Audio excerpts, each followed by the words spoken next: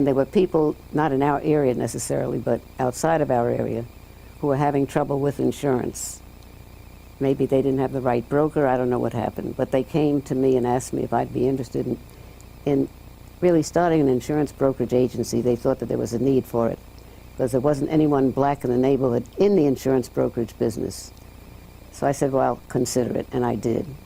And I had a number of clients that I had as a result of my relationship with people in the neighborhood who we knew for years.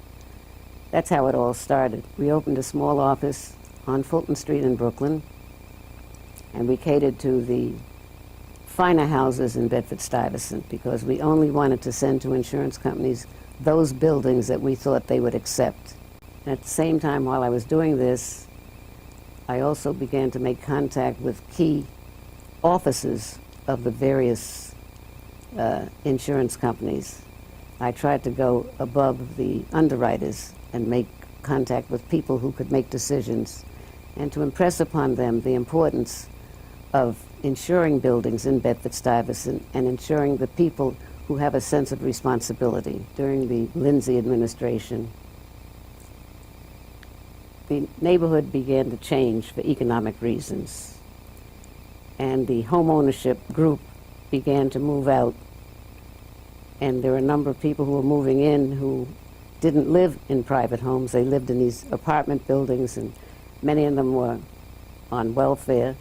From that point on, insurance companies began to take a hard look, and it became more difficult to get homeowners insurance in that area. But I had made contact through the years with important people in the various insurance companies like the Royal Globe, the Hartford, the Fireman's Fund, and fortunately I was able to place some of my lines. I was invited to a swearing-in ceremony that Governor Rockefeller was having one morning, and it was at the time when I had many cancellations from an insurance company with whom I was doing business through an agency. I had some 75 cancellations, and it was at that point that I brought it to the attention of Governor Rockefeller, because I knew that other insurance brokers in the city of New York were also having similar problems. And I described my specific problem. He said, well, let me discuss it with the gentleman who is from the Department of State here at the swearing-in ceremony, and let's see if we can set up some hearings. And that's what was done. And they decided from those hearings that legislation should be enacted to create the FAIR Plan. We operated in the heart of Bedford-Stuyvesant, and the Bedford-Stuyvesant Restoration Corporation was set up by Robert Kennedy. And it was at that point that they asked me if I would handle the insurance on the Bedford-Stuyvesant Restoration Corporation and also the Bedford-Stuyvesant D&S Corporation. I invited about 10 insurance companies, CFOs or the CEOs, and I was fortunate enough to have the CEO of the Royal Globe to come. And we had a bus to take all these people across Bedford-Stuyvesant and Crown Heights so that they could see the substantial properties that they insure and would insure for the future. Many of them were shocked when they saw these properties. They couldn't believe that Bedford-Stuyvesant was like this. And I think that that helped to convert them. Many of them came back into the area after they saw the well-constructed owner-occupied buildings, and they were pleased that I had set up such a meeting. But I did that privately on my own. I thought it was time to educate people who didn't know anything about what black ownership was in Bedford-Stuyvesant and Crown Heights.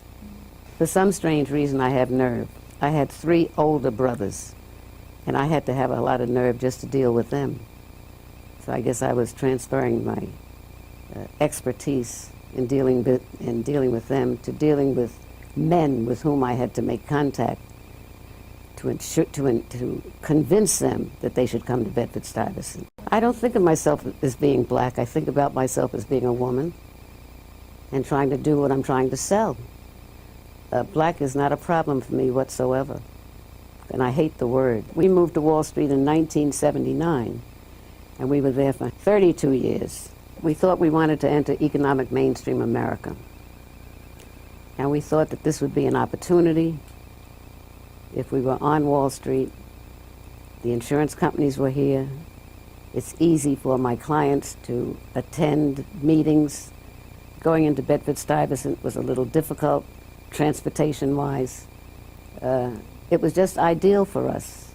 I think it's quite a compliment for universities that didn't know anything about me to finally learn something about me and extended the honor of awarding me honorary doctorates. I was beautifully surprised